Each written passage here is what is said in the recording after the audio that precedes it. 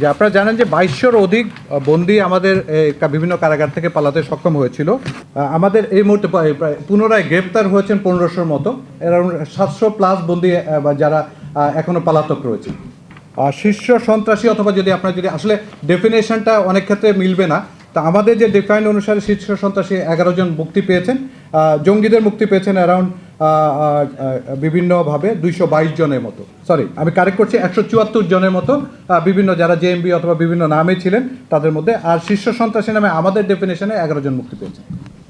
Total 70 জনের মতো যারা পালিয়ে গিয়েছিলেন তাদের মধ্যে 70 জনের মতো পলাতক আছেন। না, সবাই জঙ্গি না, এর মধ্যে বিভিন্ন আলোচিত আছে, বিভিন্ন মামলায় ফাঁসির দণ্ডপ্রাপ্ত আছেন, সব মিলিয়ে। না, এটা আমি আপনাকে ক্ল্যারিফাই করি, আমরা কাউকে জঙ্গি বলছি না। জঙ্গি হিসাবে তারা গ্রেপ্তার হয়েছিলেন, আদালত তাদেরকে জামিন দিয়েছেন। মানে আপনাদের পরিষ্কার করে, আমরা কাউকে জঙ্গি বলছি না, তারা জঙ্গি হিসাবে আমাদের কাছে গ্রেপ্তার হয়ে এসেছিলেন, তাদেরকে আদালত জামিন দিয়েছে, আমরা মুক্তি দিয়েছি।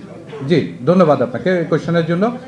বেসিক্যালি আমরা প্রতিটি যে ঘটনাগুলো ঘটেছে আমাদের বিভিন্ন কারাগারে 5ই অগাস্ট পরবর্তী, এগুলো প্রতিটা ঘটনাকে আমরা আলাদাভাবে পর্যালোচনা করেছি, আমরা তদন্ত করেছি। এবং এখানে আমাদের কাছে দুটো জিনিস মনে হয়েছে। একটা হচ্ছে আমাদের অবকাঠামোগত দুর্বলতা ছিল,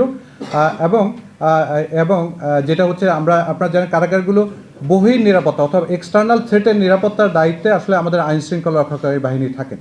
তো এই ক্ষেত্রে ওই সময় আমাদের আইনশৃঙ্খলা রক্ষাকারী বাহিনীর অনুপস্থিতিজনিত কারণে ঘটনাগুলো আমরা থামাতে পারিনি।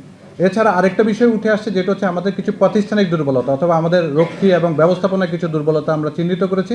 এই সবগুলো বিষয়ে যেগুলো আমাদের আওতাধীন, ওগুলো প্রতিরোধ করার জন্য আমরা কিছু পদক্ষেপ নিয়েছি। আর অবকাঠামো গত দুর্বলতা যেগুলো পেয়েছি আমরা, এগুলোকে সরকারের কাছে আমরা সুনির্দিষ্ট প্রস্তাবনা তৈরি করে আমরা পাঠাবো, যাতে এগুলো দুর্বলতাগুলো কাটিয়ে ওঠা যায়।